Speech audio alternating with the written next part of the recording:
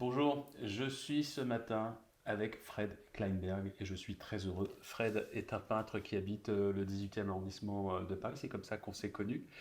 Et si je suis avec Fred ce matin, c'est parce que je voulais absolument vous parler de son travail et d'une exposition qui va se tenir très prochainement dans le 19e arrondissement de Paris à l'espace Niemeyer, place du Colonel Fabien, une grande rétrospective. Et il faut absolument, si vous en avez l'opportunité, que vous alliez voir le travail de Fred parce que c'est un peintre formidable. On va vous montrer là, dans cette petite vidéo un certain nombre de ses œuvres. Et c'est un artiste engagé sur des thèmes qui me sont particulièrement chers, notamment le thème de l'exil, de la migration, mais pas que. Salut Fred. Bonjour Émeric, comment ça va? Ben ça va, ça me fait tout bizarre de faire cet exercice, ça me ramène quelques années en arrière, tu sais, quand je faisais autre chose que député. Tu peux nous dire quelques mots de cette expo qui va être importante pour toi parce que ça revient sur déjà quelques décennies de travail. Ouais, en particulier, disons une dizaine d'années où je vais rassembler à travers cette exposition plusieurs thématiques, mais celle de l'exil est au cœur du projet. Ça a démarré en 2016. C'est une production que j'ai démarrée en 2016 en collaboration avec Médecins du Monde, Hmm. où j'ai décidé d'aller voir de plus près, d'aller sur le terrain pour produire cette série. C'est donc plus d'une année et demie d'expérience, d'aller-retour entre la jungle de Calais, différents camps de réfugiés, en Grèce en particulier aussi sur l'île de Lesbos, où sur place j'ai nourri mon travail de rencontres, d'expériences, d'interviews, presque comme un journaliste, pour produire une mémoire vivante et expérimentée, Hmm. euh, pour produire cette série de tableaux.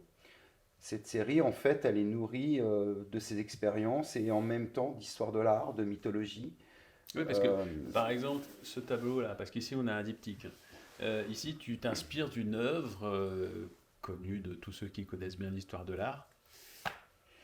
En fait, je fais dialoguer, euh, par exemple, effectivement, dans ce diptyque, une partie d'un tableau inspiré de Léon Commer, qui est un peintre du 19e, dont on voit le tableau sur le thème du déluge. Hmm. Et donc, évidemment, la chromie, là, elle rappelle la fonte des glaces, elle rappelle, on se croirait au Groenland, finalement.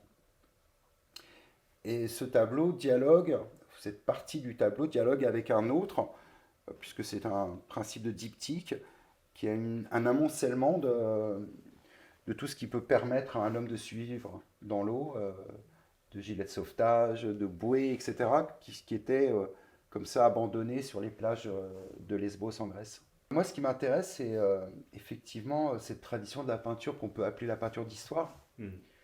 C'est-à-dire qu'il y a une nécessité pour un certain nombre d'artistes, et c'est un mode qui existe depuis le XVIIe siècle, de s'emparer de grands sujets qui sont des sujets de société finalement, qui nous concernent tous, et au filtre de la peinture, d'en apporter un regard peut-être plus intemporel. Du moins, c'est l'utopie du projet de l'artiste. Ouais. Le thème de la migration, qui est très important dans ton travail. Alors c'est ce hasard des connexions, mais c'est pas un hasard tant que ça. Il se trouve que je me suis exprimé à l'Assemblée nationale sur le sujet. Nous sommes tous des enfants de migrants. Celles et ceux qui prétendent le contraire ont la mémoire courte ou ignorent l'histoire de l'humanité, notre histoire commune, indéfectiblement liée au mouvement de population de nos ancêtres.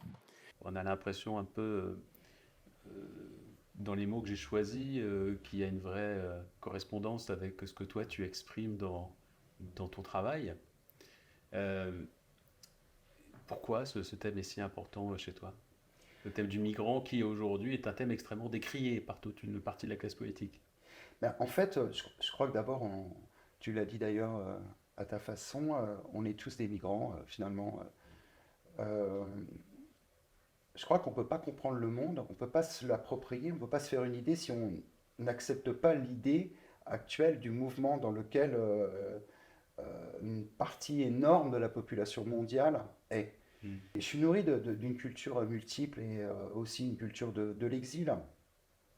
Et je crois que l'identité qu'on se fabrique, elle se fabrique à partir d'histoires intimes, mais aussi de ce que notre famille nous a transmis, de ce que la France nous a transmis, de ces mélanges qui font la richesse de quelqu'un en fait. Hmm.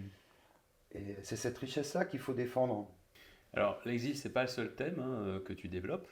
Migration, il y a aussi toute une série de portraits qu'on pourra découvrir dans cette exposition rétrospective sur en fait des...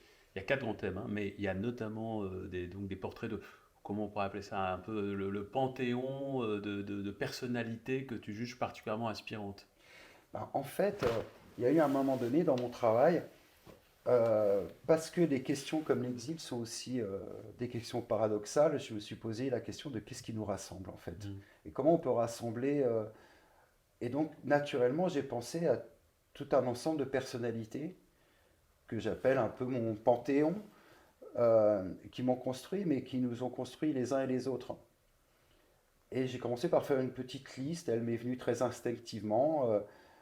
Il y a par exemple Romain Gary qui est là, le portrait de Romain Gary qui est là, donc il y a autant des artistes que des hommes politiques ou des femmes politiques, des personnalités qui participent en fait à l'évolution du monde, quoi. Mm. Ouais, il y a notamment Louise Michel, qui est Louis Michel si cher aussi, à mon cœur. oui, Louis Michel, mais aussi Just Romer des Clash, Ouais, mais aussi euh, James Baldwin, mais ouais. aussi, enfin ils sont nombreux finalement, il y a tout un ensemble comme ça. Donc, on rappelle en tout cas, Fred, l'expo, c'est donc à l'Espace Niemeyer, dans le 19e arrondissement de Paris, Grande Rétro. Les dates exactes. Alors, l'exposition démarre le 13 décembre Ouais. jusqu'au 13 janvier 2024, mais pendant cette exposition, il y a plusieurs choses. Euh, il y a le 18 décembre, qui est la journée internationale des migrants, Mm. où sera projeté un film de Cécile Allegra qui s'appelle Le chant des vivants, suivi d'un débat avec les responsables de SOS Méditerranée, Ouais. les responsables de Médecins du Monde, d'autres intervenants. Ça démarre à 19h, donc le 18 décembre.